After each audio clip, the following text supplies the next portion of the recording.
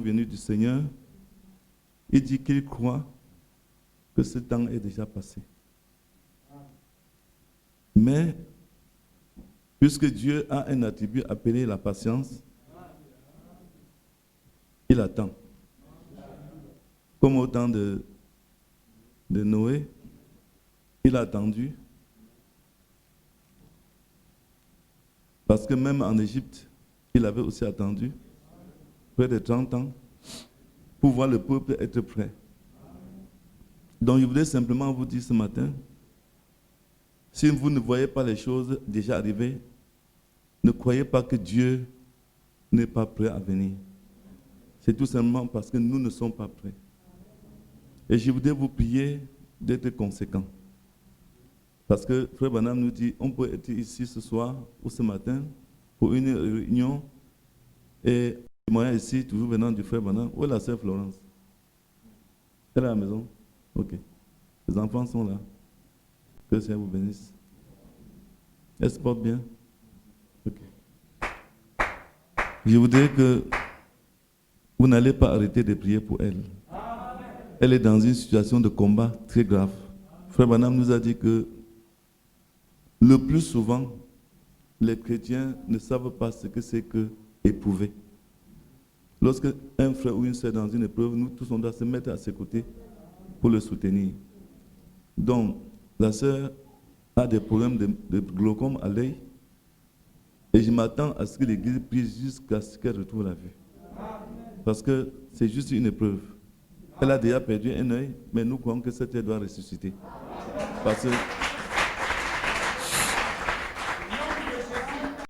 Parce que si son œil ne ressuscite pas, nous n'allons pas croire à la résurrection du corps. Parce que la guérison divine, dit Frère Branham, est une résurrection. Dieu fait revivre ce qui était mort. Or, on ne peut pas avoir de guérison divine sans la mort. Il faut qu'une partie de ton corps meure pour que le Seigneur ressuscite. Donc si vous voyez quelqu'un qui a perdu la vie, ne dites pas que c'est fini. Non, c'est juste un moyen pour Dieu d'exprimer son attribut de guérisseur. Et on doit s'attendre à ça. Parce que quand vous dites que vous êtes croyant, Dieu doit éprouver vos paroles. Et quand il éprouve, il choisit lui-même l'épreuve. Vous n'allez pas dire, Seigneur, je veux ceci, non. Et comme nous sommes proches de la fin des temps, Dieu doit utiliser les grands moyens pour que nous ayons de grandes foi. Je disais que Frère Branham, un jour, avait reçu une femme qui avait la tuberculose. Elle était guérie, mais cette femme-là persévérait dans une église où on ne croyait pas au baptême par immersion. Alors quand elle a quitté la scène où Frère Branham était, elle est partie et une grosseur s'est développée sur son épaule et elle avait une fièvre de presque 40 degrés. Lorsqu'elle revient vers Frère Branham, elle dit, Frère Branham, tout de suite, je ne veux pas qu'on remette ça à plus tard. Donc elle exigeait qu'elle soit baptisée là. Quand Frère Branham l'a baptisée, elle est partie de là avec sa fillette ou ses fillettes. Quelques mètres après, elle devait traverser un pont de près d'1,5 km, voire 1,6 km pour atteindre l'arrêt bus. Avant la traversée du pont, elle a trouvé une vieille femme assise au bord de la rue. La vieille femme a lancé les mains, s'il te plaît, une pièce, 10 cents, s'il te plaît, 10 cents, pour payer à manger. Quand la femme lui dit, je veux 10 cents pour payer à manger, 10 cents ne vaut même pas $1. C'est un peu comme chez nous ici, on peut demander 100 francs à quelqu'un. Alors, la femme a ouvert son sac, elle a trouvé qu'elle n'avait que les 10 cents dans son sac. Et il lui fallait payer le bus avec ses enfants. Elle a continué le chemin. Quelques mètres après, le Seigneur lui parle dans son cœur, pourquoi as-tu refusé les 10 cents à cette femme alors que je t'ai tout donné? Tout ce que j'avais, je t'ai donné. J'ai donné tout pour que tu aies la vie. Maintenant, tu lui refuses les 10 cents. Quand elle a écouté cette voix du Saint-Esprit dans son cœur, elle est retournée. Elle a dit à la femme, je te demande pardon.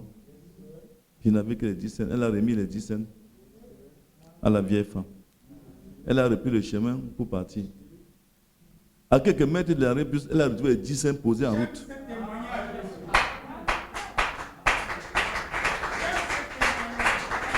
Alors, pourquoi ce témoignage? Parce que beaucoup de gens, quand ils viennent s'asseoir ici, ou bien quand ils sont dans leurs activités quotidiennes, ils se disent que Dieu est loin. C'est une erreur très grave. À partir de cette étude sur les 7 noms composés de Jéhovah, nous allons comprendre que Dieu est avec nous tous les jours, partout où nous sommes. Et tout ce qui nous arrive, Dieu est au courant, il sait. Rien ne surprend Dieu et nous ne devons pas être à un seul instant penser que quelque chose peut nous arriver alors que Dieu n'est pas au courant. Parce que quand nous sommes assis ici, pour beaucoup, ils se disent que Dieu est loin. Et Frère Branham nous dit, pendant que nous sommes assis ici, Dieu est là. Et c'est parce que nous sommes aveugles pour voir que nous ne pouvons pas voir les anges qui circulent dans la salle ici. Les anges sont présents ici. Et quand Frère Branham avait dit ça, quelqu'un a dit, est-ce que c'est vrai, Frère Branham? Il a dit, c'est vrai. Il a pris l'exemple des 2 disciples sur le chemin d'Emmaüs. Ils marchaient avec le Seigneur, ils parlaient avec le Seigneur, sans savoir que c'était lui. Il s'agit de la même chose ce matin ici. Pendant que vous êtes assis ici, à croire que Jésus est au ciel, il est ici. Ce n'est pas parce que vous êtes toujours malade, ce n'est pas parce que vous avez toujours des dettes, ce n'est pas parce que vous n'avez pas encore reçu un bon travail ou un bon mari que vous allez croire qu'il est là. Il est là. Frère Branham a pris beaucoup d'exemples. Lorsque Géasi et Élisée étaient à Dothan, Géasi ne voyait rien. Mais quand Dieu a ouvert ses yeux avec la demande du prophète, il a vu qu'il y avait des milliards d'anges qui les encerclaient. Alors nous sommes aveugles à certaines choses de Dieu. Parce que nous ne sommes pas dans cette dimension-là pour voir ce que Dieu est en train de faire. Donc quand vous êtes assis ici, sachez qu'il y a des anges ici. Et ils connaissent ce qu'il y a dans vos cœurs. C'est pour cela que vous allez sortir ici sans rien avoir ou bien ayant eu quelque chose. Ça dépend de l'état de votre cœur. Croyez-le. Les anges de Dieu sont présents ici. C'est pour cela que je dis toujours, quand vous venez à l'église, préparez-vous. Ne venez pas comme des moutons qui vont à l'abattoir. Préparez votre entrée ici. Seigneur, je vais dans ta maison. Voici ce que j'attends de toi. Voici ce que j'attends pour moi, pour mon frère, pour ma soeur, pour ma mère. Ne venez pas comme des gens qui ne sont pas intelligents. Abraham, lorsqu'il allait à la montagne là-bas, il ne s'imaginait pas que Dieu était avec lui sur le chemin. Mais quand il a levé la main pour tuer l'enfant, voilà un petit agneau qui luttait dans le buisson parce que ses cornes étaient retenues. Qui a pu mettre ça là-bas? Ça veut dire qu'il y a une présence toujours auprès de nous. Dieu est toujours avec nous. Ne dis pas que non, si Dieu est avec moi, je ne serai plus comme ça. Non. Ici derrière moi, je viens d'écrire 7 noms. Et je voudrais vous faire savoir une chose, frère. Quand nous allons comprendre l'importance de cet enseignement qu'on a commencé l'autre jour, vous n'allez plus pleurnicher. Parce que Dieu, après la chute de l'homme en Éden, a pourvu de le ramener à son état initial. Et pour le rachat de l'homme, pour la rédemption de l'homme, Dieu a eu 7 noms composés avec lesquels l'homme devait revenir à son état initial d'homme immortel. Voilà les 7 noms derrière moi. Et nous allons suivre aujourd'hui le premier qui est Jéhovah Rohi. J'aurais même voulu qu'on commence par Jéhovah Rapha, mais comme la parole doit nous donner. Mais je voudrais vous rappeler, frère, que là où vous êtes assis, vous êtes en présence des anges de Dieu. Si vous êtes assis ici ce matin, sachez que vous n'êtes pas seul. Vous êtes seulement aveugle à ce qui se passe ici. Dieu est présent. Et sa présence ne fait pas défaut à ceux qui le cherchent. Parce qu'il dit, si tu me cherches, tu me trouveras. Donc, cette femme qui avait ces 10 scènes ne savait pas que la vieille dame qui était assise en route était un test pour elle. Elle pouvait voir juste une mendiante, alors qu'il n'en était pas le cas. C'est pour cela que nous devrions être vigilants. En toute chose, quand nous venons dans la maison de Dieu, soyons certains de Dieu. Ne venons pas comme...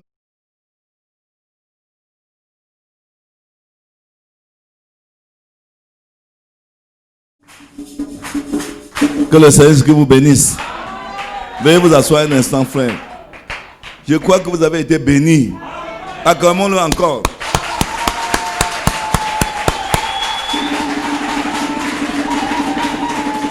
Frère, nous ne pouvons pas avoir, on ne peut pas avoir de christianisme sans expérience. Pas de christianisme sans épreuve. Et je voudrais toujours vous rappeler ceci. Nous sommes dans la bergerie du Seigneur. Une bergerie, c'est comme un enclos. C'est un endroit où on garde les brebis.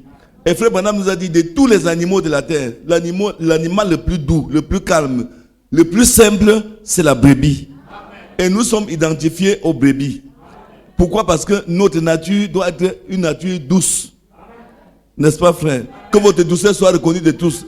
C'est la Bible qui le dit. Et il éprouve les vainqueurs. Parce que si vous allez à un examen, il y a des épreuves. Alors ton épreuve peut être ton argent qui est dans la poche de ton frère en Christ. Dieu veut voir ton attitude. Ton attitude. Ton épreuve peut être l'attitude de ton épouse vis-à-vis de toi.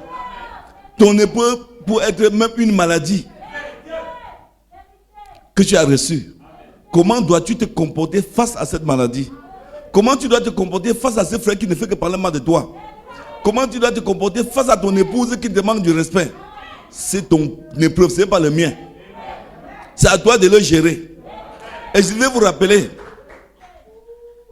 que si vous êtes dans la bergerie, sachez-le maintenant, tout ce qui vous arrive quand vous êtes dans la maison de Dieu, c'est Dieu qui permet pour éprouver votre foi. Les gens vont dire que non, le diable n'a rien fait. Le diable n'est pas dans ton dossier. C'est Dieu qui le permet. Parce qu'il y a des gens qui disent que la sorcellerie, il n'y a pas de sorcellerie ici.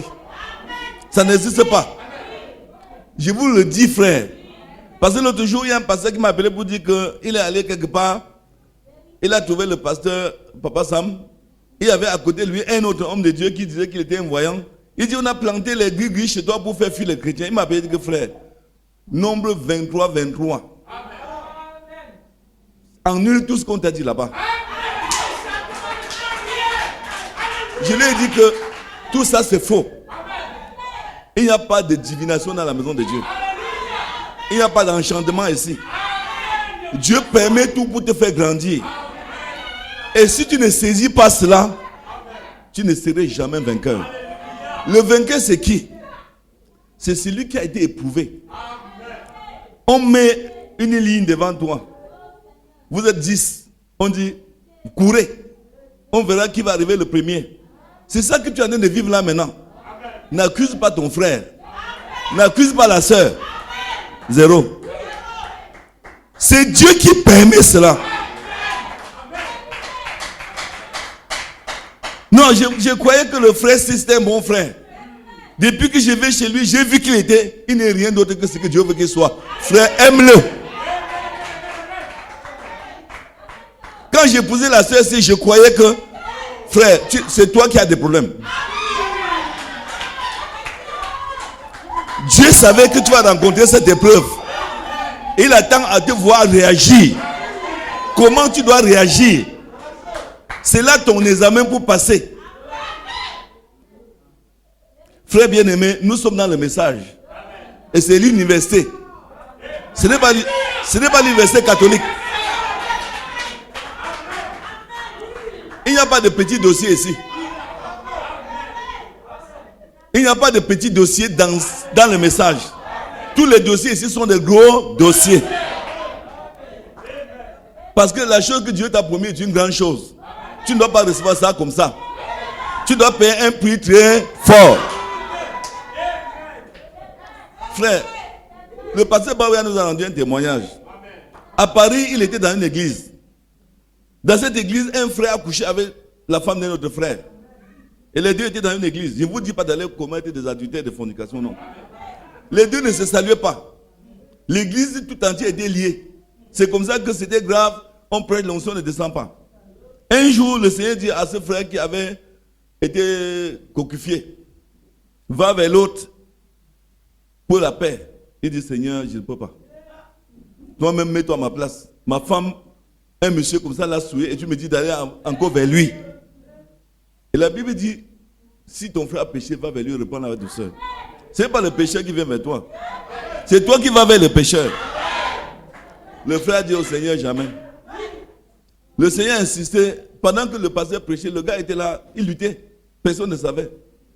À un moment donné, il a dit, Seigneur, si tu veux que je le fasse, toi-même, viens en moi et conduis-moi là-bas. Une onction est descendue sur lui. Il s'est levé en plein culte pendant que le pasteur prêchait. Il n'a pas tenu compte de la prédication. Il est allé attraper l'autre. Ils se sont embrassés. Pendant qu'ils s'embrassaient, ils ont commencé à pleurer les deux. Frère, le Seigneur est descendu dans l'église. Le baptême du Saint-Esprit était grave ce jour-là. Je voudrais vous demander une chose. Comment tu crois que tu peux être baptisé au Saint-Esprit quand tu as un ennemi assis dans l'église? Tu ne peux pas. Le diable va te prêcher que tu as raison. Ne cède pas. Mais ce n'est pas Dieu. C'est pour cela que si deux frères ici ne s'entendent pas, tout ce qu'on prêche là ne peut bénir personne. Il faut d'abord ôter ces gens-là de l'église et le Saint-Esprit doit revenir dans l'église. Donc moi je disais que ne demandez jamais conseil aux gens quand vous êtes en face d'un dossier spirituel en dehors de Dieu et le pasteur qui vous a donné. Tu dois venir vers moi, je suis ton frère, je veux verser les larmes. Et nous allons pleurer. Mais ce n'est pas la solution. Ton frère va te dire, oh, on va faire comment? Ce n'est pas la solution. La solution, c'est dans la parole. Ça va être dur. Mais lorsque tu vas accepter, Seigneur, je n'ai pas la force, mais tu peux le faire par moi. Tu vas voir que tout va changer. Même ta façon de réfléchir, ça va changer. Donc, bien aimé, je voudrais que vous sachiez, si vous êtes brebis, quel que soit le problème que vous avez maintenant, Dieu est présent, il sait, il le permet. Parce qu'il vous fait passer d'une étape à l'autre. Et il a dit ça, c'est l'âge des vainqueurs. Quoi? Apocalypse chapitre 3. C'est lui qui vaincra. Ça sera sur mon trône avec moi. Comme j'ai vaincu, je me suis assis sur le trône de mon Père avec lui. Qu'est-ce que tu vas vaincre? Frère Branham nous dit dans les 16 ans de l'église, ici. L'église doit vaincre deux choses. Quoi? La bête, c'est-à-dire le système catholique, c'est-à-dire l'enseignement dénominationnel. Et ensuite quoi? Le monde. C'est-à-dire notre façon de juger les choses comme le monde juge. On doit vaincre cela. C'est-à-dire que si ton frère t'a offensé, ne réagis pas par les émotions. Laisse-toi être esclave de la parole. Que Seigneur, c'est dur, mais je n'ai pas la force. Aide-moi, je veux faire ce que tu veux. C'est là où tu es libre. Parce que quand tu n'arrives pas à laisser la parole te faire prisonnier, tu deviens prisonnier de Satan.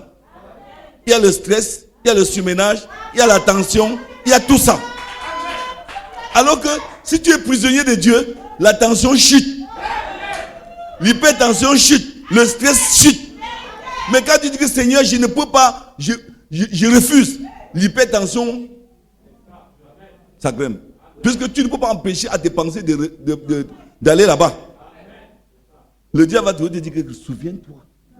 Souviens-toi qu'elle t'avait offensé. Souviens-toi qui t'avait offensé. Souviens-toi que l'autre l'avait. Et c'est ça qui grimpe ta tension. Mais quand tu dis Seigneur, j'accepte que la parole de Dieu fasse de moi ce qu'elle veut.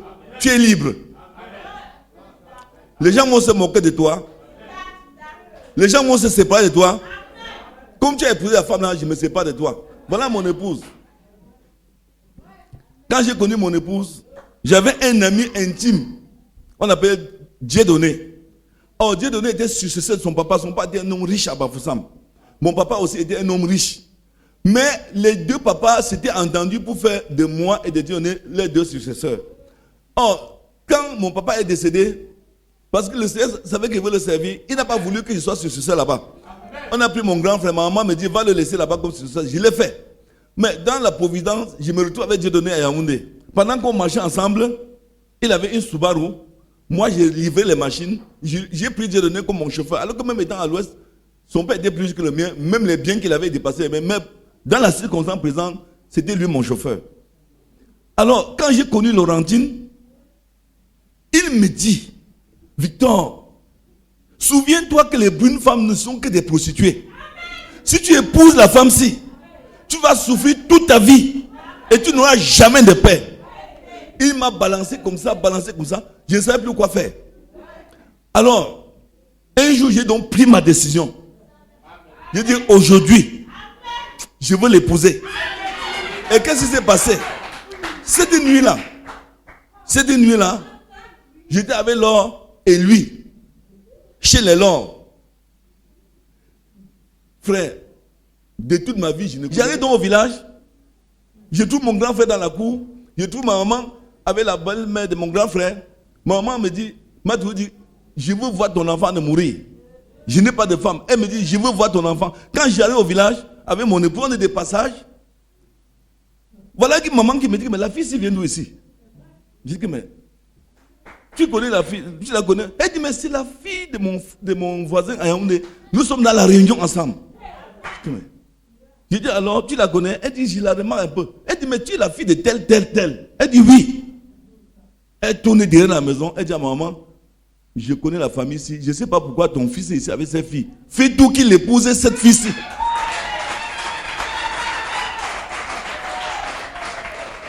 Maman m'appelle à côté avec mon grand frère. Ils me disent, la mère d'Elisette a dit qu'il faut que tu épouses la fille là.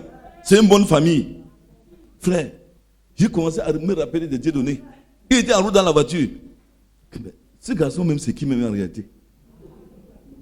Mais voilà, je rentre à Yaoundé, je demande la main à mon épouse. Elle me dit que, sa maman me dit, je n'ai rien à dire. Je suis une femme, va voir son père. Et si tu veux rencontrer son père, elle a un grand frère ici qui est l'aîné, va le voir. Je vais chez le monsieur, il me dit, ma voiture n'a pas de pneus, pas d'assurance, pas de ceci. Je dis, ok, il faut combien? Il dit, allons là-bas. J'ai dépensé 300 000 pour payer les pneus, payer l'assurance, tout. On va chez la maman de ce monsieur. La maman là m'appelle, viens. Je ne l'ai jamais vu, c'est ma première fois. On va s'asseoir au salon. N'épouse pas la fille là. Quoi? N'épouse pas la fille là. Si tu la pousses, tu vas voir ce que tu cherches. C'est la copine de ma belle-mère qui dit ça. Frère, pendant qu'on parlait, j'étais dans le ciel. Je ne sais plus où j'étais. Dieu le nez. La voisine a manqué. Viens, je viens. La fille là, elle dort tout dehors. Hein. Ne l'épouse pas. Tout ça, c'est des choses que Dieu a permis pour que je manifeste l'amour envers ma femme.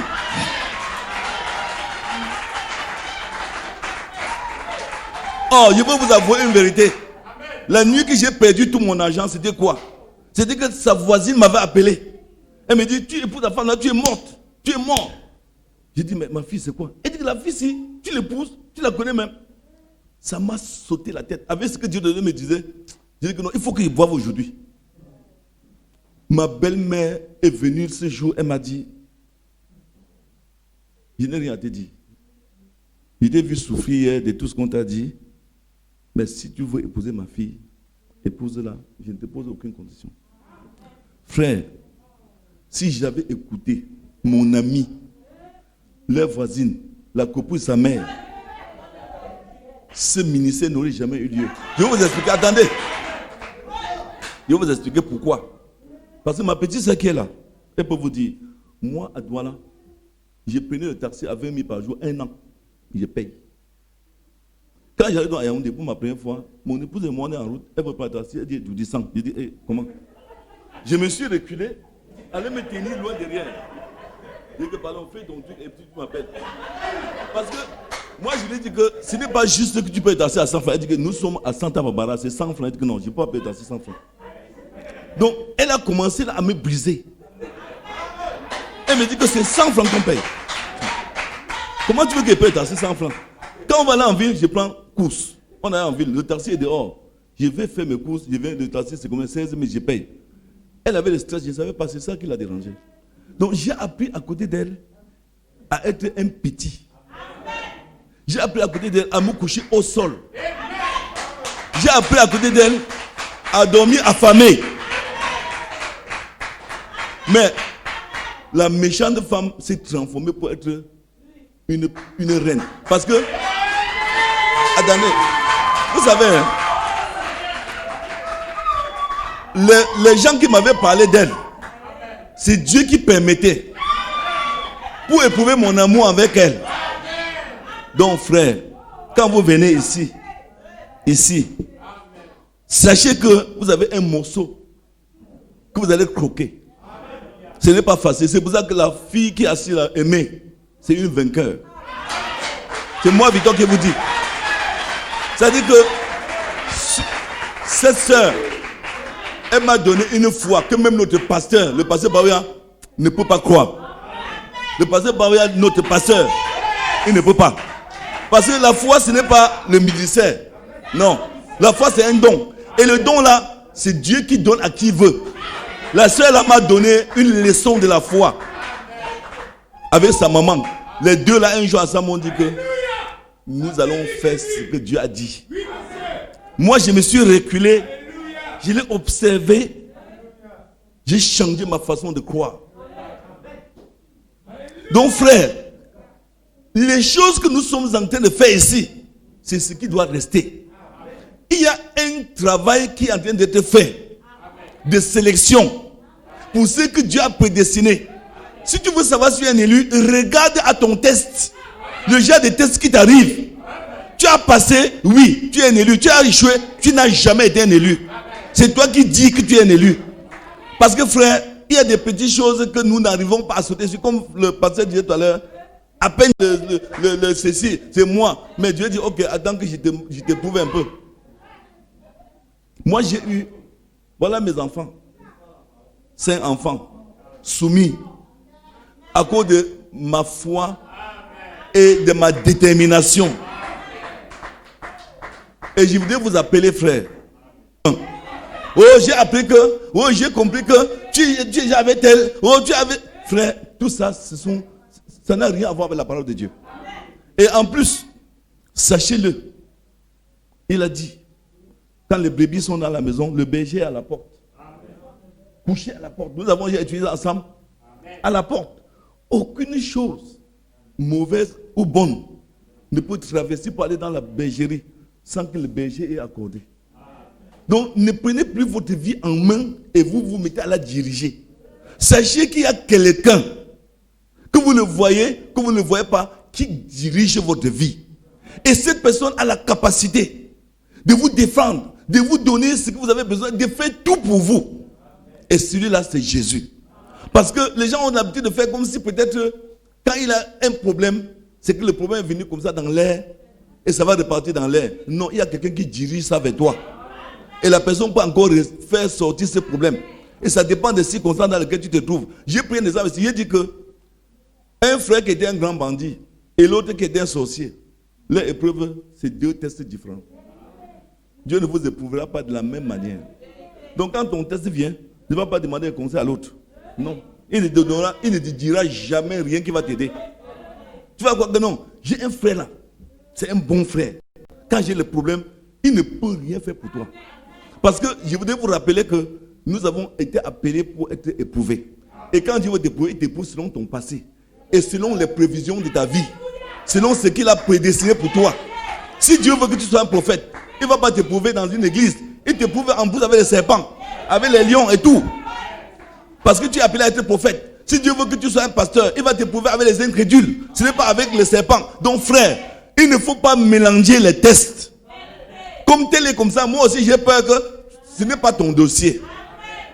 N'appelle pas conjuration, c'est que ce peuple appelle conjuration. Donc nous sommes ici, chacun est unique dans son genre, dans ses tests, dans ses épreuves. Et il ne faut pas être abattu par une situation dans ta vie. Parce que la situation là est sous contrôle de Dieu.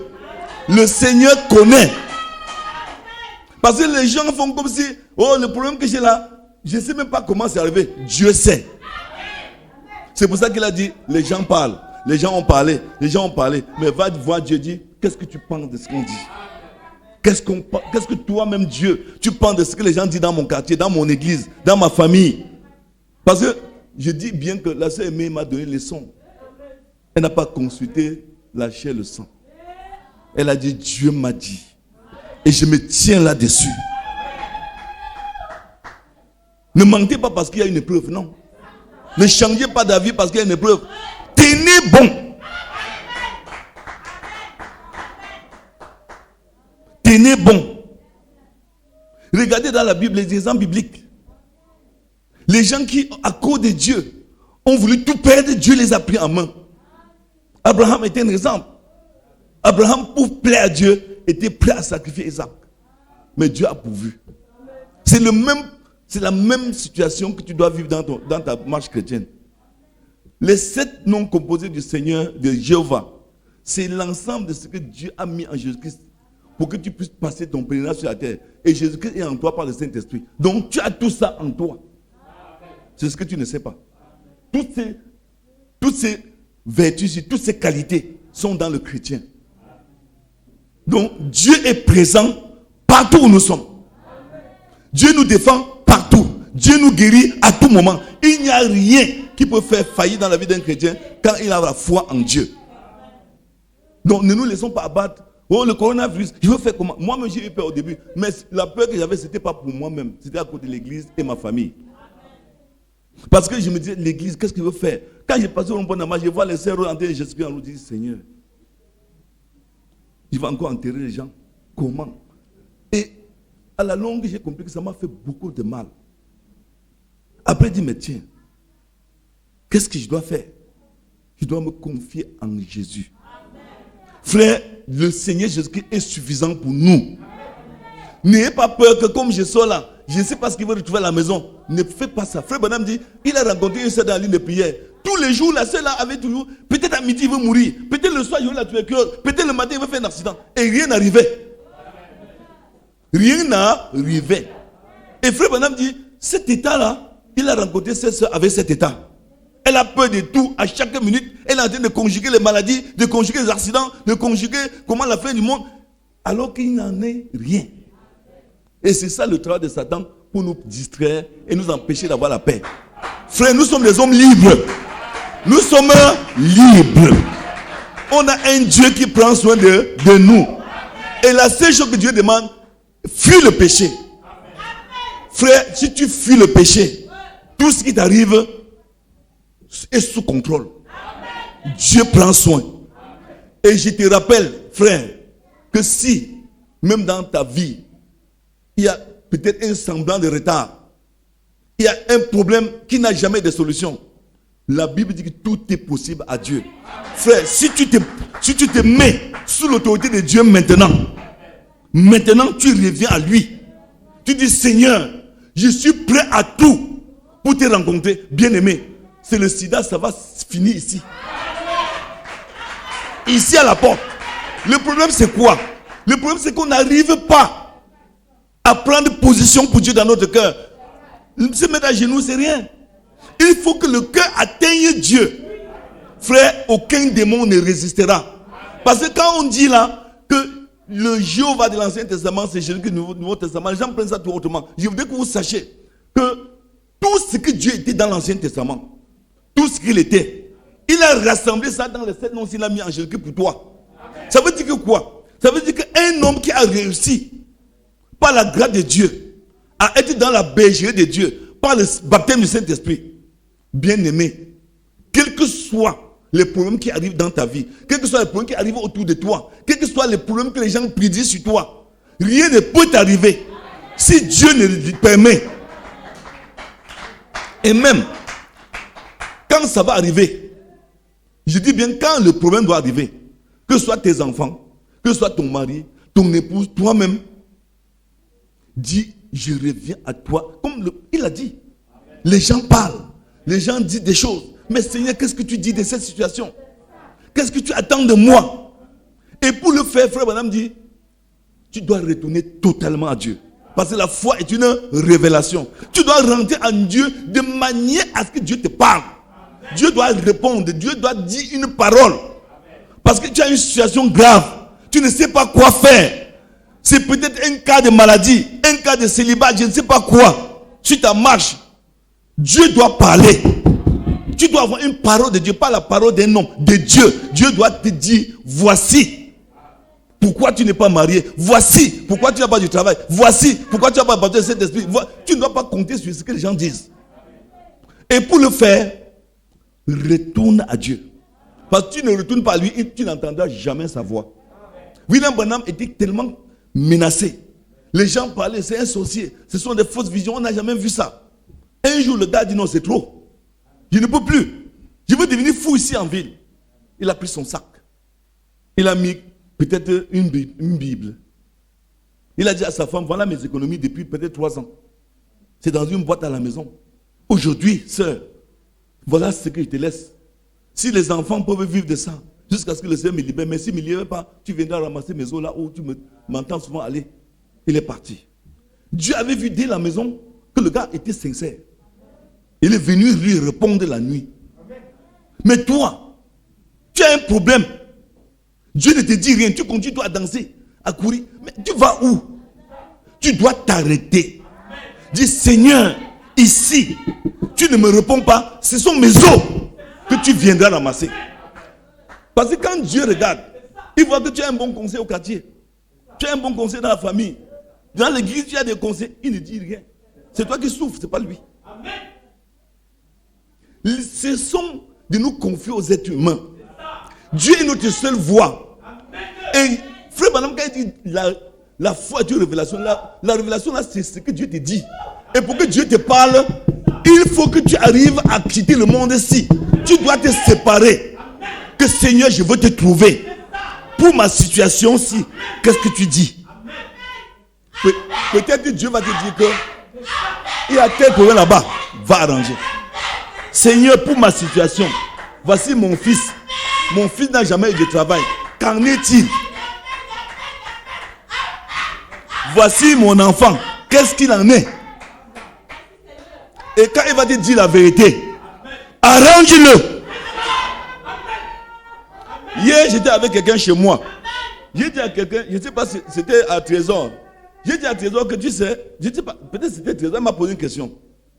Que mais papa, qu'en est-il des péchés des parents? Moi, j'ai dit que là où nous sommes, si tu as un problème grave, on dit que ta famille, il y a le cancer héréditaire, il y a le diabète héréditaire, il y a le célibat héréditaire, il y a la sorcellerie héréditaire, il y a le vampire héréditaire. Dis que oui, je connais qu'il y a tout ça.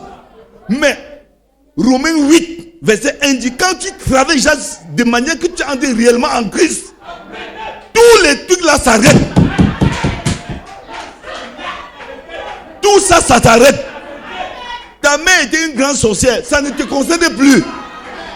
Ton père était un diabétique, ce n'est plus ton problème. Ton frère était cancéreux, ça ne vient plus chez toi.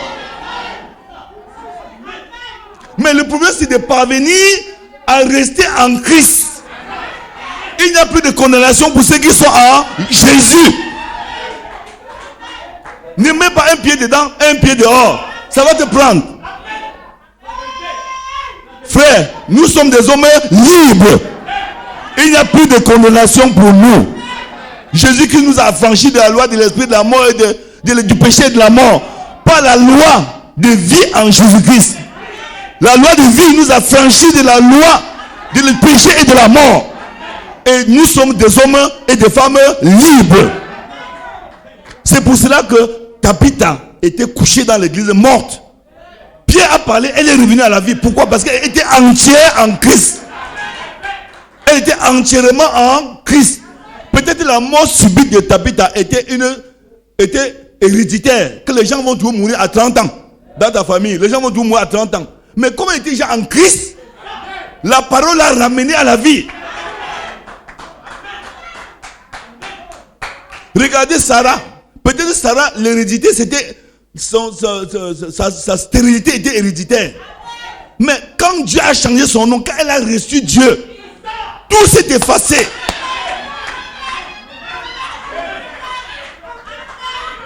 Bien-aimé, nous n'avons plus à craindre quoi que ce soit. Laisse les gens parler de ton passé. N'est-ce pas, tu étais une famille de sorcières? Laisse-les. N'est-ce pas, ta famille était le bandit? Laisse-les. N'est-ce pas, ton père était un sissi? Laisse. Aujourd'hui, j'ai changé de camp.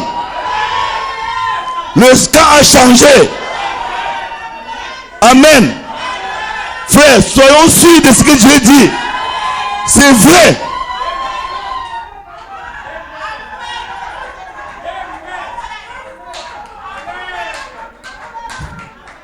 Acceptons-le simplement. Simplement. Revenons à lui de tout notre cœur. Le pasteur vient de dire tout à l'heure là que mais comment on t'accuse d'être sorcier? Tu fais quoi dans le message? Qui peut supporter cette affaire-ci? 1 an, 2 ans. Frère, ne regarde pas à tes péchés. Oh, hier là j'ai rêvé que je mangeais. Reviens à Dieu.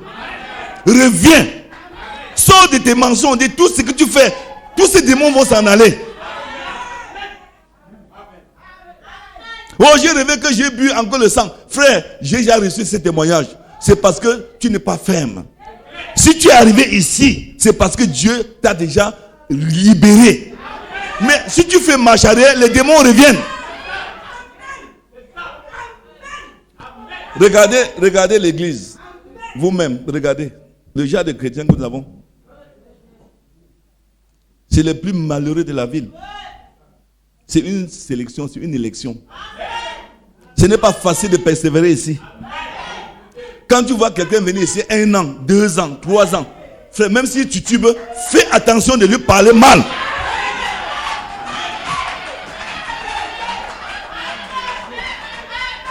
Je dis, même s'il titube, fais attention de porter un jugement. Parce qu'il a traversé les dénominations. Il a traversé les églises partout. Pour se retrouver ici. Fais attention. Que le Seigneur vous bénisse.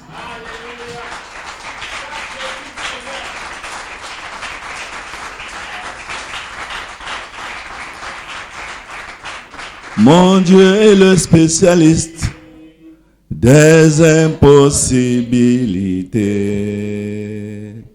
Il n'y a rien sous le soleil qui puisse lui résister. Le mot impossible n'existe pas dans l'académie du ciel. Le seul principe c'est de croire et tu verras sa gloire. Mon Dieu est le spécialiste des impossibilités. Et il n'y a rien sous le soleil qui puisse lui résister. Le mot impossible n'existe pas dans l'académie du ciel. Le seul principe c'est de croire et tu verras sa gloire. Mon frère, ma soeur, ce matin, dans la présence de Dieu, le Seigneur a dû te parler dans ton cœur. Il a dû te révéler tous ces chemins sur lesquels tu as marché et qui t'a toujours conduit dans les échecs, dans le stress, dans la peur et dans toutes autres angoisses. Mais il te dit que ce matin, il est le Dieu qui pourvoit à tous tes besoins. Il est le berger qui te garde dans sa bergerie. Simplement, repens-toi et reviens à lui. Parce qu'il est écrit, nul ne peut venir à moi et je le rejette. Parlons au Seigneur, chacun de nous, qui revienne à Dieu d'un cœur sincère, afin d'avoir, après cette repentance, voir les promesses de Dieu s'accomplir dans sa vie. Parce que notre Dieu est merveilleux. Il est le Dieu qui pourvoit. Il est le Dieu qui combat pour nous. Il est le Dieu qui ne veille, qui ne sommeille. Qui ne dort, qui ne sommeille. Il veille pour nous. Il combat pour nous. Et c'est lui qui nous guérit de toutes nos maladies. Parlons-lui, sachant qu'il est ici. Il a dit que je suis celui qui est. Le Dieu qui est présent. Qui est là à tout moment pour te défendre.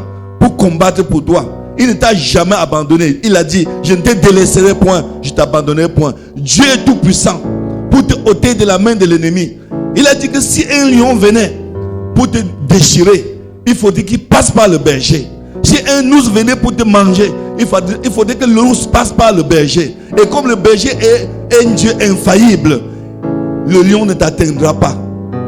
Parlons au Seigneur. Sûrement, nous l'avons abandonné quelque part. Sûrement, nous avons péché quelque part. Sûrement, nous avons omis d'obéir quelque part. Et c'est pour cela que ces choses nous arrivent. Parlons-lui, notre Seigneur, notre Dieu.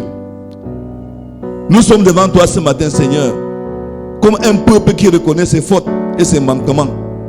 Plus ta grâce, ô Dieu, descende maintenant dans cette église. Plus ta miséricorde descend maintenant dans cette église pour changer le cœur de pierre en cœur de chair sensible à ta parole. Ô Saint-Esprit de Dieu, toi qui as été envoyé depuis le ciel pour conduire le troupeau de Dieu, descends maintenant dans cette église. Descends, Seigneur, et libère les enfants de Dieu qui ont été pris dans le pied de Satan, dans toutes sortes de mensonges, d'hypocrisie, de jonglage, de ruses. Oh Dieu, tu peux le faire. Parce que tu as dit, rien n'était impossible. Saint-Esprit de Dieu, traverse la salle, du début à la fin, de la chair au dernier banc, de l'extérieur à l'intérieur. Seigneur, et ramène tes fils et tes filles à toi. Ramène tes enfants. Combat, Seigneur, pour eux. Oh Dieu, délivre-les de la main de l'ours et du lion qu'ils courent après eux, Seigneur. Ce matin, nous venons sincèrement de tout notre cœur à toi, pour que tu puisses nous changer. Tu as promis un cœur nouveau, un esprit nouveau. Ce matin, nous nous attendons, Seigneur, afin que tu déplaces toutes ces promesses sur nous. Oh Seigneur.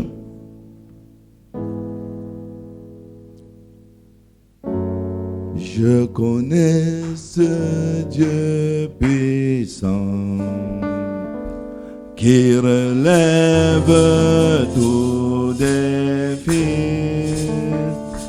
Que m'importe c'est le gilet.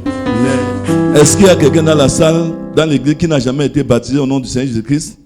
Sachant que nous sommes véritablement à la fin des temps, nous sommes dans le dernier âge de l'église et le prophète nous a promis que sûrement le temps pour la seconde venue de notre Seigneur est passé. Mais aujourd'hui, Dieu, à cause de la patience, attend de nous voir nous apprêter pour revenir à lui. Est-ce qu'il y a quelqu'un qui est conscient de cela? Que celle-ci peut être notre dernière réunion, notre dernière rencontre en tant que mortel, afin d'être immortel dans les secondes qui suivent? Est-ce qu'il y a quelqu'un qui n'a jamais été baptisé au nom du Seigneur Jésus-Christ et qui voudrait prendre son baptême ce matin au nom de Jésus?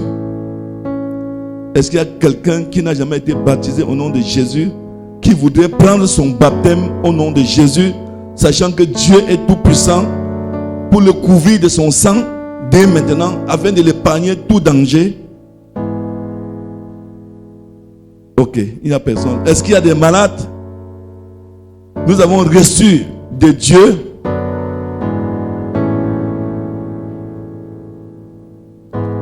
ce matin que Dieu, l'Éternel, notre Dieu, guérit la maladie.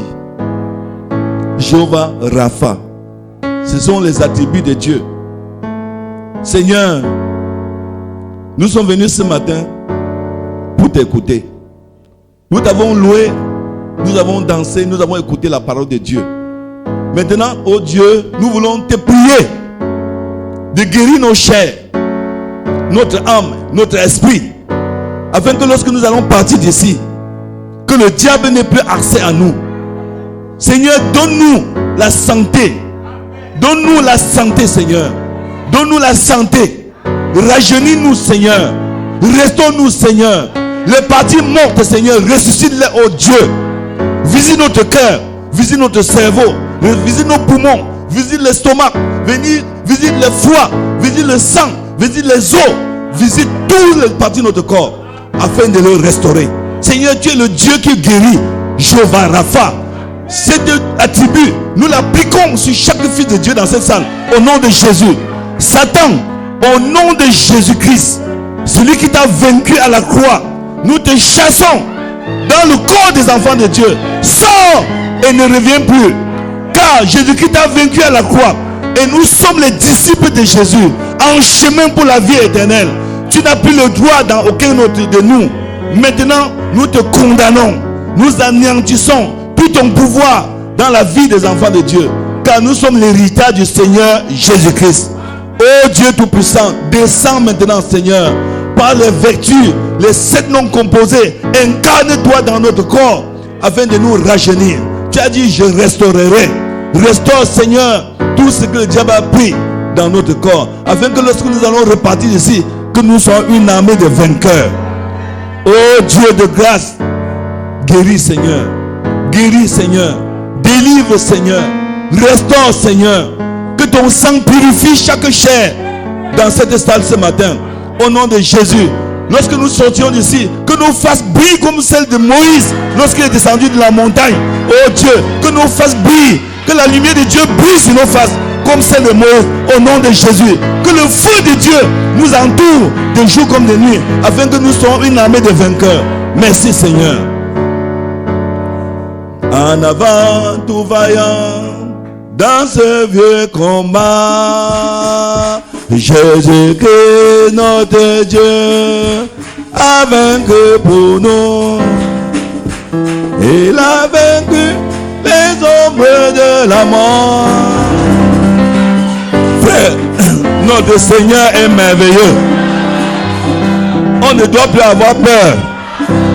Enlevons la peur dans notre cœur. Notre vie est cachée en Jésus-Christ. Le diable n'a plus le droit dans notre vie. Que le Seigneur vous bénisse. Veuillez vous asseoir, bien-aimés. Ça, Alice, viens nous chanter notre chant là. Tu es mon ami. Donne le micro. Elle nous chante le mandragore là.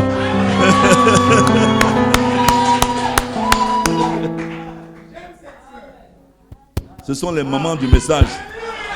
On les doit du respect. Amen. Alléluia. Amen.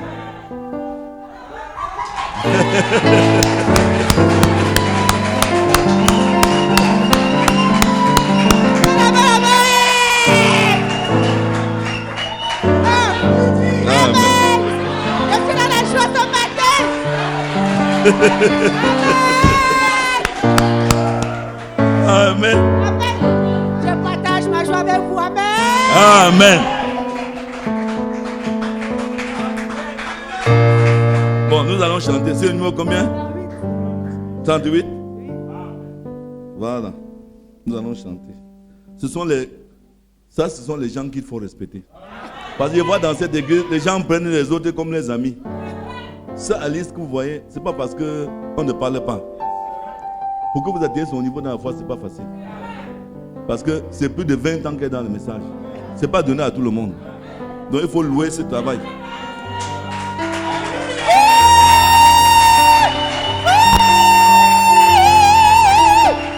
Amen. Bon, on chante. Un chant. C'est le coup de foudre pour la parole révélée. Je sais bien ça soudir par ses œuvres, oh mon Seigneur. L'excellent du don de Dieu, enveloppé et bien caché. Si j'avais l'esprit de David, je s'amortirais pour Jésus. Je rencontrerai ses merveilles à tous mes frères et aux païens. Je louerai toujours son nom.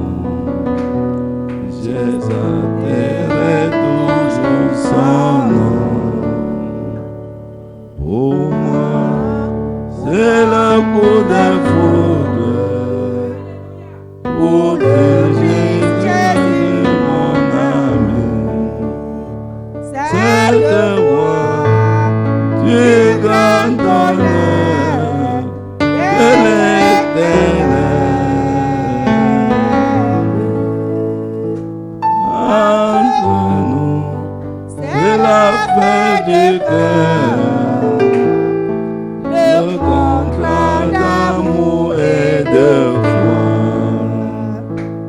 pour refléter la vraie nature de Dieu.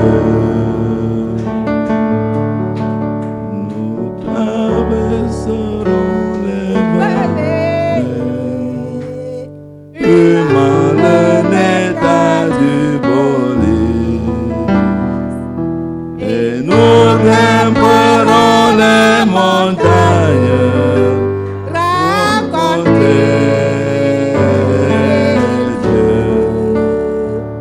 Nous irons toujours aux montagnes, contempler la gloire du Seigneur et masquer les mandragores d'amour. Viens manger les mandragores d'amour. Oh mon frère, viens manger les mandragores d'amour.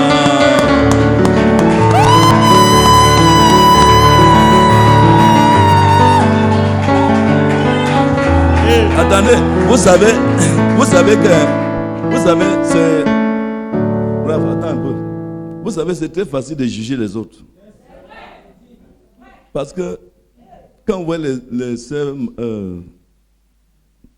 Alice, vous ne pouvez pas comprendre le chemin qu'elles ont traversé dans le message. Je ne dis pas ça parce qu'elle est ici. Frère, on doit avoir l'attitude de Dieu envers les gens. Parce que je suis arrivé à Yahshua. Ce sont elles qui ont fondé Yahshua dans le salon du pasteur Bavoya. La famille de la sœur Aimée là, ce sont des gens qui ont souffert pour le message. Je dis bien souffrir. Parce que vous ne pouvez pas imaginer que le message arrive au Cameroun, ils sont les premiers à se déployer, alors que tout le monde ne comprend rien, personne ne comprend rien. On les critique, on les rejette, on les pourchasse. Elle résiste 25 ans, tu vas venir tourner la gueule aujourd'hui, au lieu de la louer. Tu qu'on a dit que la sœur là, la sœur, frère, Dieu ne va pas te laisser impuni.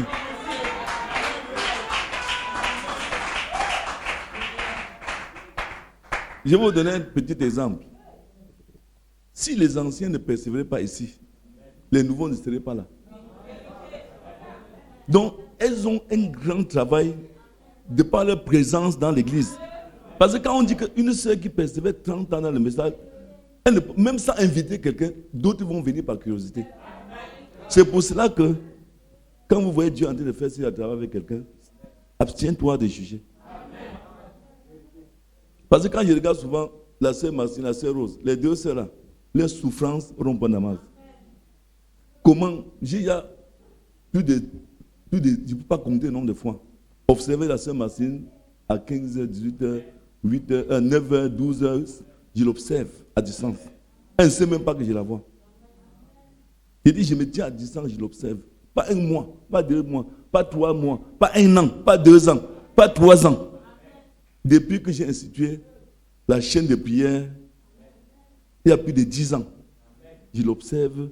Quand elle parle au Rompanama, je les regarde. Et je dis, il faut faire très attention. Si vous savez que la vie chrétienne, c'est une croissance, sachez que les gens ne sont pas aussi parfaits que vous croyez qu'ils doivent être. Mais oubliant ce qui est en arrière et se portant vers ce qui est en avant, on court pour atteindre le but de la vocation, c'est en Jésus-Christ. Donc quand tu vois quelqu'un qui a courir, fais attention. Comme le chant numéro 63 nous dit. Ne juge pas. Souviens-toi de la patience de Dieu. Parce que Je dis bien qu'un jour, dans la nuit, je n'ai jamais oublié ce jour, avec Jean-Paul qui est passé en Bangomo, on était à Cassia. Il me sondait parce qu'il y avait tellement de visions et de songes. Les gens me suivaient tellement à l'église, ils me disaient que, mais frère, tu es même qui en réalité? Frère Jean-Paul m'a dit ça, que je ne sais même plus entre toi et pasteur voir qui va écouter. Parce que tu me dis tellement de choses vraies, je ne sais même plus. Et tout ça, on a parlé quand je lui ai dit, tu sais, il dit non. J'ai dit que quels que soient les sons et les visions que j'ai, quels que soient les gens que Dieu me donne d'amener à l'église, sans toi, je n'aurais jamais rencontré un message. Et la réponse que Jean-Paul m'a donnée m'a dit que frère, tu vas aller loin. J'ai dit pourquoi? Il dit parce que quand un homme pense comme tu penses là, Dieu va l'élever. Oh, il y a des enfants ici. Il y a des enfants ici. Les frères qu'on les sait, je les observe. L'attitude vis-à-vis des anciens, c'est à déplorer. Frère, faites très attention. Parce que frère Madame nous a dit que dans le placement, on va voir ça dans l'adoption. Ce n'est pas seulement ceux qui sont à la chair, ceux qui sont dans les offices, qui sont les serviteurs de Dieu. Non. Vous ne connaissez pas ce que les gens font dans la maison pour que ce ministère soit debout. Vous ne savez pas. Donc quand il dit que je vois les roses, les marcelines, le travail qu'elle déploie au rond-point de Damas pour que l'église ait une bonne réputation, faites très attention de faire des bêtises devant que, parce que le Seigneur ne va pas vous laisser impuni. Il y a des maladies dans l'église, même ici, que les gens ne savent pas où ça sort. Ce sont les attitudes des gens. Amen. Tu regardes un frère, tu le condamnes dans ton cœur directement, tu as un abcès. Amen. Oui, monsieur. Oui, c'est ce que vous ne saviez pas. La femme du frère Branham, qu'on appelle, elle a eu un cancer juste à cause d'une attitude. Elle grondait l'enfant. Frère Branham n'a pas réagi. Elle a fermé la porte devant frère Branham parce qu'elle était fâchée. Ignorant que l'ange était en train de travailler avec lui. Directement, elle a eu une maladie. Elle n'a même jamais su que c'est parce qu'elle a eu une mauvaise attitude en face d'un enfant de Dieu qui était consacré. Donc quand tu vois quelqu'un qui souffre pour l'œuvre de Dieu, fais attention, frère. Fais attention.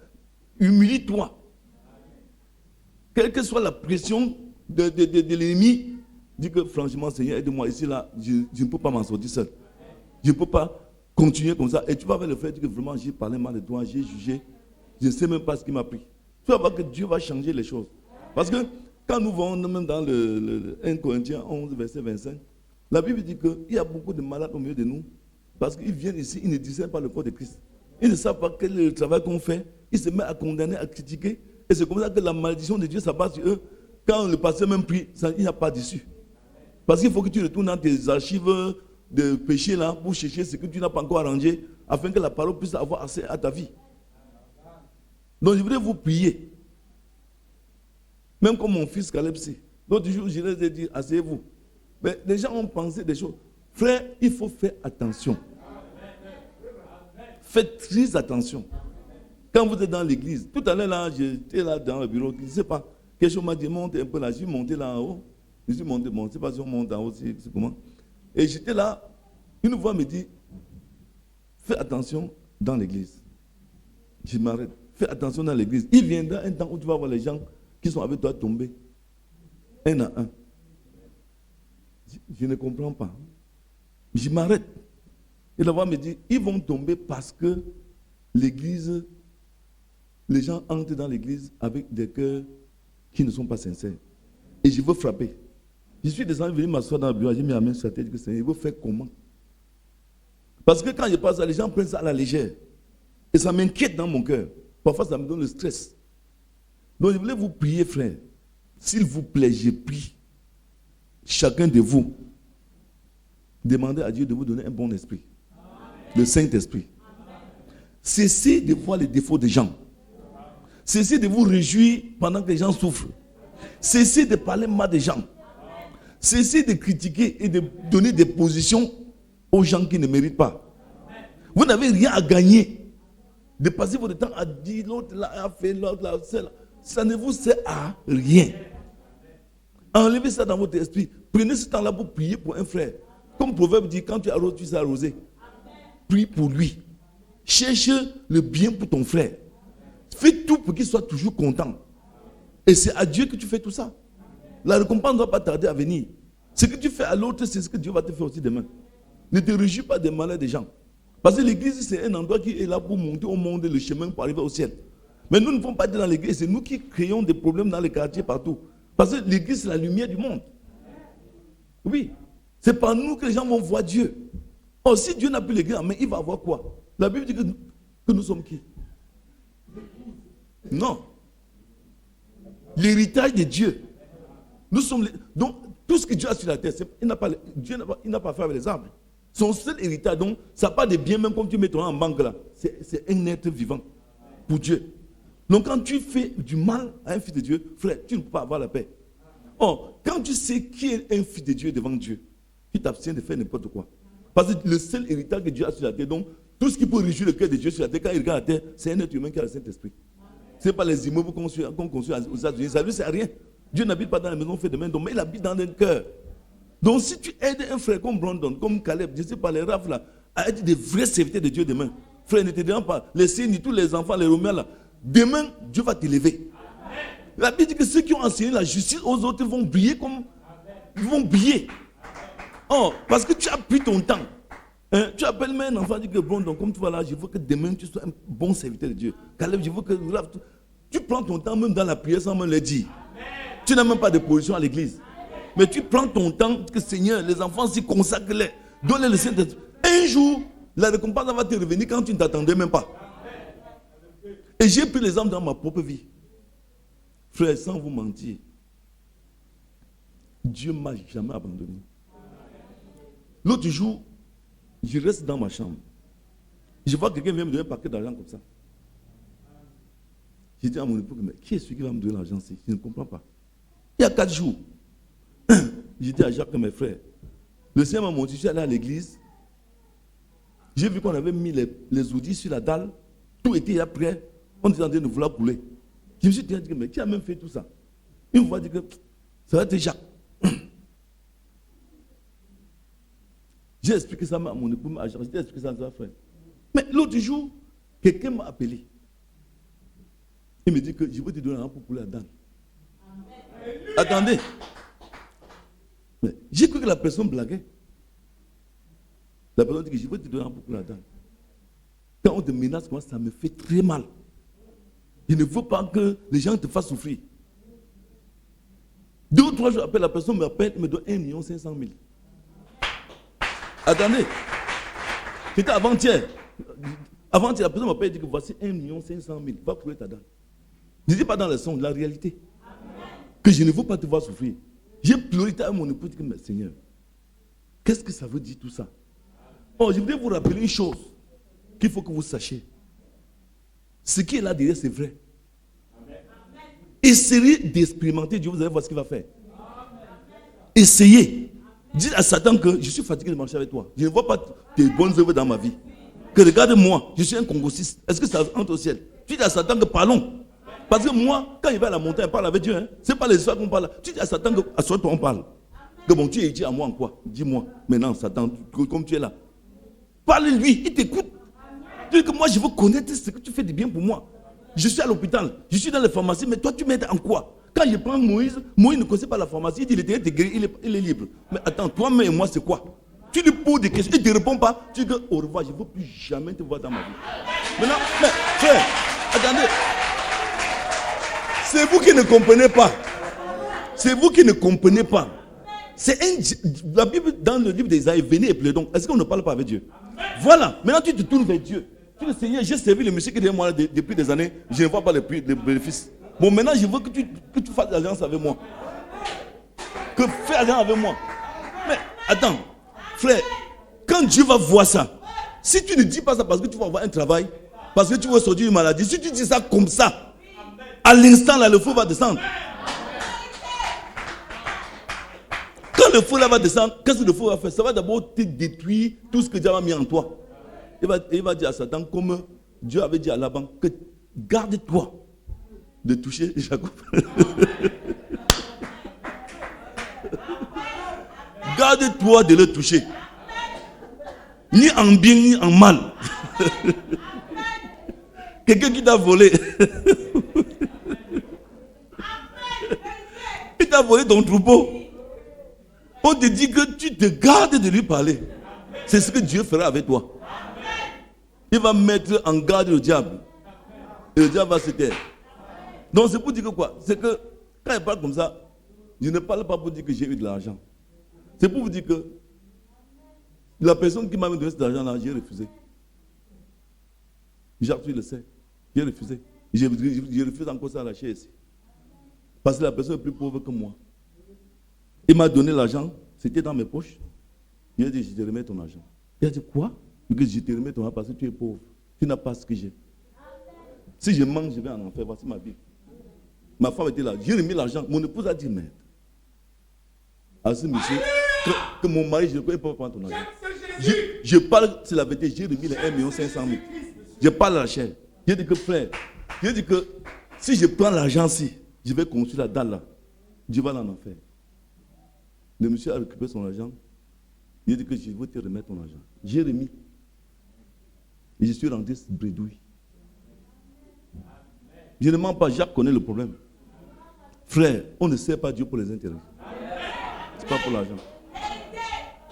Donc faites attention. Mais ce que je sais, c'est que cette personne-là, Dieu l'a déjà multiplié au centuple. Son 1 500 000 ans, Dieu a multiplié par 100. Ça fait 15 millions. Donc, il y a dans son compte au ciel 15 millions de francs CFA qu'il va recevoir. Parce que même comme j'ai refusé, Dieu l'a multiplié. Parce que je me suis assis. Je dis que non, je ne peux pas dire là. J'ai au moins une femme avec 5 enfants. Quelqu'un qui n'a pas de maison, il n'a pas d'enfant, il n'a rien. Il veut me donner 1 500 000. Mais attends, c'est comment?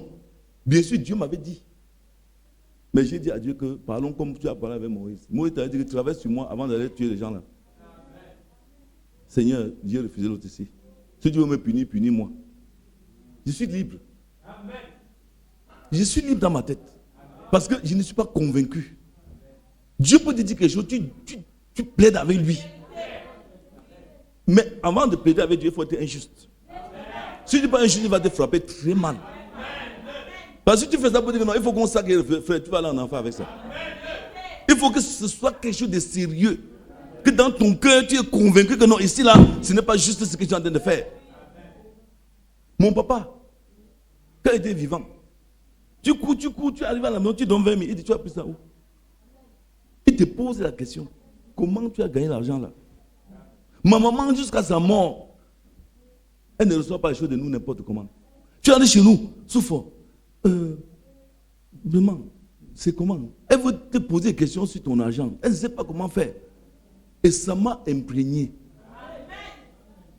Elle ne dit pas que tu es un voleur. Non, parce qu'elle a pitié de toi. Je vais vous rappeler une chose. Je suis allé à Paris en 1994. On m'a attrapé là-bas, monté les coups. On m'a allé enfermer ici à Bonanjo. Voilà. Ma maman a envoyé à ma petite Chantal qui est là. Je ne sais pas si c'est à elle ou à Madeleine. Un paquet d'argent, environ 80 000, en billets de 500 francs que je lui ai donné depuis des années. Depuis des années, tout l'argent qu'il donnait, elle a entassé ça quelque part. Quand on m'a ramené de Paris, elle a dit, mon fils, c'est l'enfant que j'aime le plus. Allez lui remettre ça. Seigneur, elle me donne ça, je vous fais quoi avec? Environ 85 000. C'est l'attitude qu'un bon passé doit avoir avec les enfants de Dieu. Quand on dit que le berger donne sa vie pour la brebis, ce n'est pas faux. Ce n'est pas les choses que nous faisons ici. Hein? Que passer le jour de bonnes choses et ennemi, frère, c'est-à-dire c'est la vérité que tu dois mourir réellement, c'est-à-dire physiquement. C'est-à-dire tu meurs, on t'enterre à cause des brebis. C'est ce que Jésus a fait. Il a dit à la femme tout à l'heure, mais j'étais tout donné. Maintenant tu refuses 10 cents à une personne. Jésus, en allant à la croix, savait qu'il devait être persécuté et tué. Mais il regardait ta misère. Il dit, oh Seigneur, si je ne leur donne pas le Saint-Esprit, comment ils feront? Seigneur, laisse-moi mourir. Il est mort étant conscient. Ce n'est pas que la mort l'a surpris comme nous, on va à l'hôpital, on meurt ou bien on fait un accident. Il s'est préparé à la mort. Il a dit à Pierre. Et Pierre voulait même le persuader de ne pas mourir. Il a dit, arrière de moi, Satan. Donc, sachez que le même sacrifice que Jésus a consenti pour toi, si tu n'arrives pas à avoir ça dans ton cœur pour ton voisin, frère, tu n'entreras pas. Tu n'entreras pas. Le sacrifice là, c'est pour tous les enfants. La Bible dit, frère Branham nous a prêché ce jour-là au calvaire. Il y aura un jour de calvaire pour toi. Où tu vas mourir à cause de la parole de Dieu. Pas pour te sauver, pour sauver l'autre. Si tu meurs pour te sauver, tu vas en enfer. Puisque un homme va se sauver. Mais si tu meurs pour l'autre, la porte du ciel s'ouvre. On ne dit pas qu'on doit aller chercher la mort comme les musulmans font là. Et ils se suicident parce qu'ils disent qu'ils vont au ciel. Non, on dit que Dieu met une épreuve, tu résistes jusqu'au sang. Tu résistes jusqu'au sang. Tu dis que Seigneur, au lieu de te décevoir ici, je préfère mourir. Que tu viennes trouver mon cadavre ici, que les chiens ont même mangé. Seigneur, voilà mon frère. Depuis des années, il est ici. Je vais vous donner un exemple. J'ai mon frère qui a eu le sida. Tout le monde l'a fui. Il sort de l'hôpital. Mon propre frère jumeau, le prend, il va garder dans une chambre d'hôtel. Il dit qu'il ne veut pas qu'il passe chez lui. Il a peur qu'en venant chez lui, il mange une cuillère et contamine ses enfants. Quand j'arrive chez mon frère, il m'a dit, où est-elle? Il dit qu'il n'est pas ici. Il est où? Non, j'ai pris une chambre d'hôtel. Je crois que c'était pour son bien. Alors il me dit, non, vraiment, je ne veux pas qu'il contamine mes enfants ici. Mais est-ce que le sida contamine par les cuillères? Il dit, non, Victor, toi tu aimes trop. Tu aimes tout. Je suis allé là-bas à l'hôtel. Je me suis couché à côté. J'ai pleuré. J'étais avec lui. Il dit, Seigneur, je ne peux pas le laisser ici seul. Il ne vit pas à Yaoundé. Je veux les laisser à qui? Mais je vous rappelle que je n'ai jamais eu de sida dans ma vie. Oh, mon propre frère, moi, où maintenant? Il est dans le sol. En voulant protéger sa vie, il a perdu. Je veux vous donner un exemple. La sœur Angodi Modomassine qui est là derrière. J'ai vu cette femme faire des choses que, si vous n'êtes pas un élu, vous ne pouvez pas le faire. Pierre Pascal, avec le sida, avec le pu, elle mangeait avec elle les mains en main. Sa petite sœur, Modo, l'autre, elle meurt dans son lit. Elle a quitté dans son lit, elle a fait autour une demi-journée mourir. Le sang coulait dans ses fesses qui étaient pourries. Maman, s'il avait les mêmes sanglants. Donc je voulais vous dire, frère, que Dieu est vrai. Dieu est vrai. Le Seigneur Jésus-Christ est vrai. Tu peux aller prendre, on prend la seringue, on fait la transfusion sanguine. Tu ne prends pas la maladie.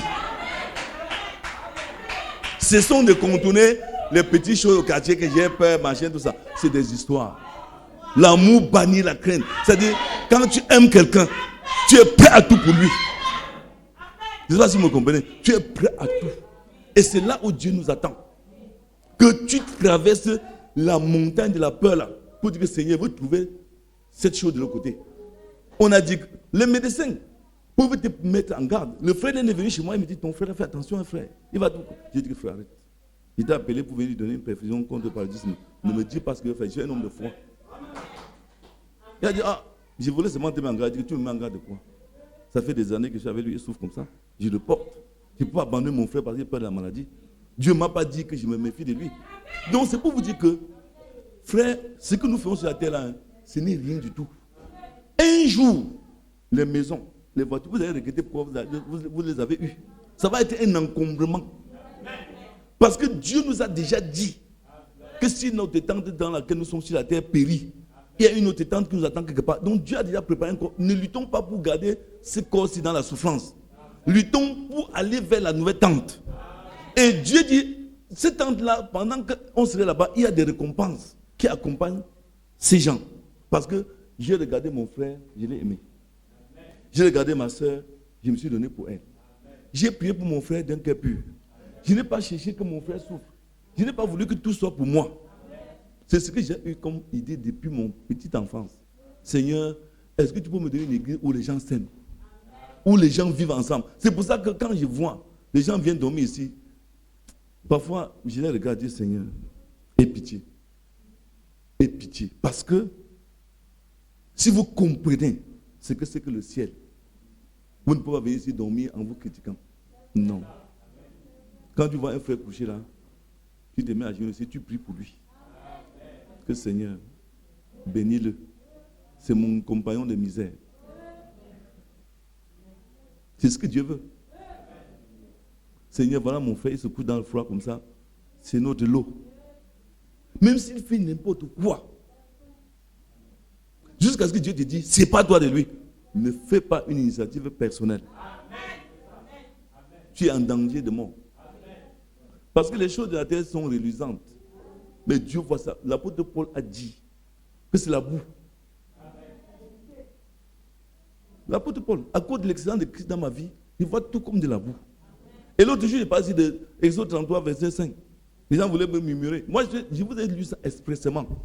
Pour que vous sachiez que quand la Bible dit que Dieu a exigé à Moïse que tous les peuples ôtent les ornements avant de continuer à marcher avec lui, ce n'est pas une blague dans le message. Quand vous dites, vous ne parlez pas d'or, tout ça, ce n'est pas le mensonge, c'est vrai. Parce que quand quelqu'un a un bijou de 1 million de francs sur lui, il ne peut pas écouter la parole de Dieu sans penser à son bijou. Peut-être la sœur s'il peut arracher. Peut-être le frère s'il peut m'agresser. Tu ne peux pas suivre une bonne prédication avec un bijou de 2 millions de francs sur toi. Tu ne peux pas. Ça devient maintenant une idole. Une idole. Non, frère, soyez simple. Soyez simple envers Dieu. Vivez simple. Lève ton visage. Lève les yeux vers celui que tu aimes. C'est la main de ton voisin. Souris les reins, souris, souriant, souriant. Élève ton visage. Lève les yeux vers celui que tu aimes. C'est la main de ton voisin. Fais les reins